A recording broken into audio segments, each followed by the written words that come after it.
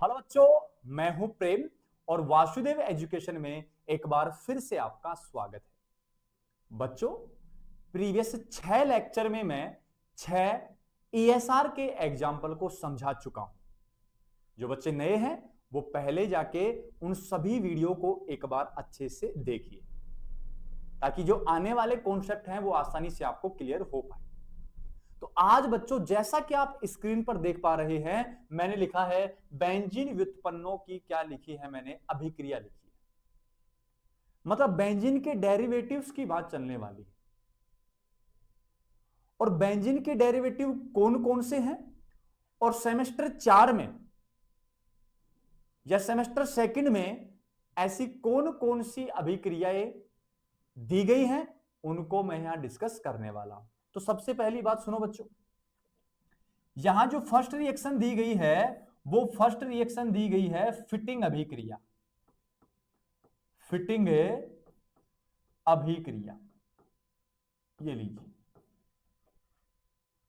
और थोड़ा बहुत आपको याद भी आता होगा कि जब आप हैलो एरीन और एल्किल हैलाइड पढ़ते हैं तब वहां चलता है वुड्ज अभिक्रिया, वुड्ज फिटिंग अभिक्रिया और फिटिंग अभिक्रिया। यहां मैं बात कर रहा हूं बच्चों फिटिंग अभिक्रिया की। दूसरी जो रिएक्शन है आपके पास, वो अभिक्रिया आपके पास रहने वाली है उल्मान अभिक्रिया है। कौन सी बच्चों? उल्मान अभिक्रिया आपके पास रहने वाली है। तो यहां बेंजीन व्युत्पन्नों की दो रिएक्शन अपन को डिस्कस करनी है। पहली तो है फिटिंग अभिक्रिया और दूसरी है कौन सी? उल्मान अभिक्रिया। यहां तक की बात क्लियर है? चलें आगे, आ जाओ। अब पहले मैं डिस्कस करूंगा फिटिंग अभिक्रिया क्या होती है। तो एक नंबर जो रिएक्शन मैंने लिखी है वो लिखी है मैंने फिटिंग अभिक्रिया। फिटिंग अभिक्रिया, फिटिंग रिएक्शन कह रहा हूं। ये लो फिटिंग रिएक्शन। अब सर ये होती क्या है तो उसको समझो बेटा पहले। अब मैं ट्रिक्स बता रहा हूं जिससे आप तीनों ही रिएक्शन को अच्छे से एनालिसिस कर पाए। मैंने लिखा है बेटा Rx 2 मोल और 2 ही मोल किसके? सोडियम के। तो यहां एल्केन का फॉर्मेशन होता है, यहां से 2 Na, यहां से 2X, 2NaX बाहर हो जाता है, एल्केन बनता है। तो मैंने यहां लिखा है एल्किल हैलाइड, एल्किल हैलाइड लिखा है। और जब एल्किल हैलाइड रिएक्शन करे ना तो आप समझ जाना वुड्ज रिएक्शन है। दूसरी सुन, Rx है और 2 सोडियम है और एक आपके पास बेंजिल हैलाइड है, इसका नाम हैलो एरीन होता है, ये एल्किल हैलाइड है। तो एक तो एल्किल हैलाइड, एल्किल हैलाइड और दूसरा हैलो एरीन। एरीन्स क्यों कहते हैं मैंने आपको समझाया है, क्लियर है बात? तो बेटा समझ बात को, एल्किल हैलाइड है और हैलो एरीन है। जब ये रिएक्शन करें तो आपके पास बेटा निर्माण जो होगा ना वो निर्माण होता है एल्किल बेंजीन का, एल्किल बेंजीन का निर्माण होता है। इसको कहते हैं वुड्ज फिटिंग रिएक्शन।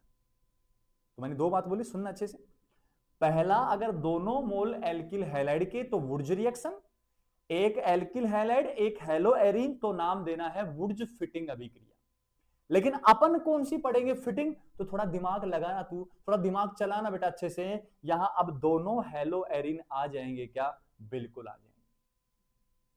क्लियर यहां तक की बात? तो मैं क्या लिखूंगा आगे समझ। अब अगर इस फिटिंग रिएक्शन की मैं बात करूंगा तो फिटिंग रिएक्शन में बेटा अब मैं कहने वाला हूं क्या कि जो दोनों यूनिट आएंगी वो दोनों यूनिट अपने पास किसकी रहने वाली है? हैलो एरीन की रहने वाली। तो सुन फिर, अपने पास ये रहा, ये हैलोजन और ये बेंजीन, तो इसका दूसरा नाम क्या बना? हैलो बेंजीन नाम बना है। कितने सोडियम के मोल? 2 सोडियम के मोल। दूसरा मोल भी किसका लेना है आपको? दूसरा मोल भी आपको हैलो बेंजीन का लेना है, हैलो बेंजीन का लेना है। तो सुन बेटा, यहां से 2NaX बाहर, 2NaX बाहर, ये जो रिएक्शन होती है वो डाई ईथर की प्रेजेंस में होती है। शुष्क ईथर काम लेते हैं। अरे तो दोनों बेंजीन में से 2NaX बाहर हो गया तो दोनों बेंजीन रिंग आपस में जुड़ जाएंगी, और जब जुड़ेंगी बेटा तो यही तो फॉर्मेशन होगा। ये ले, अरे यही तो फॉर्मेशन होगा तेरे पास, और इसका नाम तू जानता है, इसका नाम होता है बाइफेनिल, या नाम दे सकता है डाई बेंजीन बना है। तो क्या लिखेगा इसमें कि हेलोबेंजीन के 2 मोल की अभिक्रिया सोडियम के साथ शुष्क ईथर की उपस्थिति में कराने पर बाइफेनिल या डाइफेनिल या डाइबेंजीन बनता है। कौन सी रिएक्शन कहलाती है? फिटिंग रिएक्शन कहलाती है। इतना तुझे कहना है, और क्या सोचना है तुझे?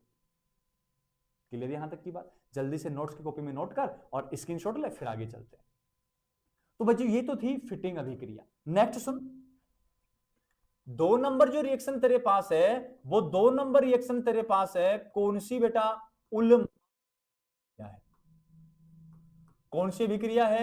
उल्मान अभिक्रिया। ठीक। अब सर ये उल्मान अभिक्रिया क्या है? तो सुन, क्या सोचना है, जब तुझे बेंजीन का व्युत्पन्न तो लेना ही, और इस बार तुझे बेंजीन का व्युत्पन्न मानना है आयोडोबेंजीन। आयोडो बेंजीन डेरिवेटिव तुझे लेना है बेटा। फिर से रिएक्शन 2 मोल सोडियम के साथ, और फिर से तुझे आयोडोबेंजीन के 2 मोल लेने हैं। ये समझ गया होगा बाहर क्या करने वाले? 2NaI बाहर हो जाएगा, प्रेजेंस वही रहेगी ड्राई ईथर। ड्राई ईथर अब भी रहने वाला है, और यहां बाहर क्या होगा? 2NaI। अब सोडियम आयोडाइड बाहर हो जाएगा। फिर से फॉर्मेशन किसका होगा? फिर से फॉर्मेशन यहां होगा, ये ले, फिर से फॉर्मेशन किसका हुआ?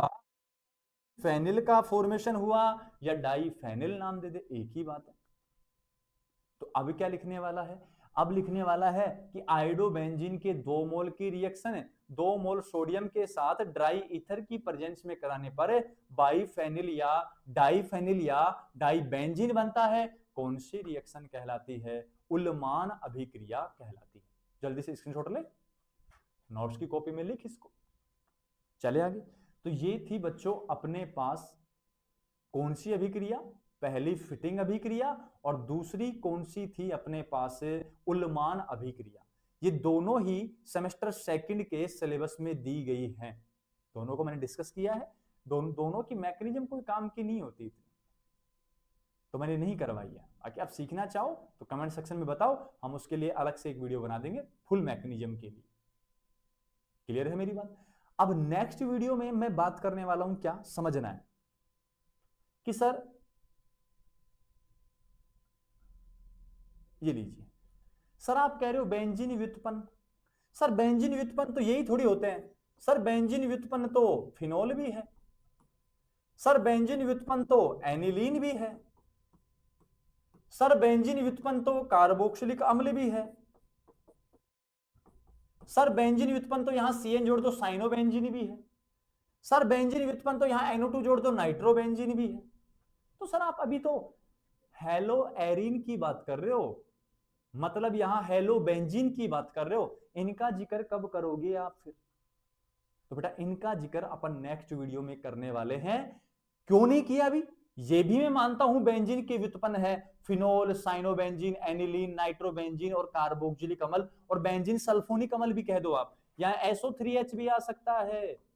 तो सर इनका भी तो सलीका होगा, ये भी तो व्युत्पन्न है, इनकी रिएक्शन क्यों नहीं करवा रहे आप? तो उसके लिए मैं एक बात कहूंगा, इसके लिए अलग से वीडियो बनानी पड़ेगी। क्यों? क्योंकि सबसे पहले यह पता होना चाहिए कि OH समूह आने वाले इलेक्ट्रॉन्स नहीं को कौन सी जगह देगा जुड़ने के लिए। मतलब इनका डायरेक्टिव इन्फ्लुएंस देखना है, मतलब इनका निर्देशकारी प्रभाव बच्चों आपको देखना है। और निर्देशकारी प्रभाव में पहले अपन सीखेंगे कि कौन सा समूह कौन सा निर्देशकारी होता है। मैं कहूं OH समूह ऑर्थो पैरा निर्देशकारी, CN समूह मेटा निर्देशकारी, ऑर्थो पैरा निर्देशकारी, मेटा निर्देशकारी, मेटा और मेटा। आप मान लोगे क्या? नहीं मान सकते सर, सीखना पड़ेगा। और जब सीखना है बच्चों तो हमारा चैनल है ना सिखाने के लिए। अरे वासुदेव एजुकेशन का मेन काम क्या है, आपको हर चीज सिखाना है हमें, ठीक है। तब तक के लिए आप क्या करें, इन दोनों रिएक्शन को देखें, पढ़ें अच्छे से, खुश रहें, आबाद रहें, मौज करें, साथ के साथ चैनल को ज्यादा से ज्यादा शेयर करना है अपने यार दोस्तों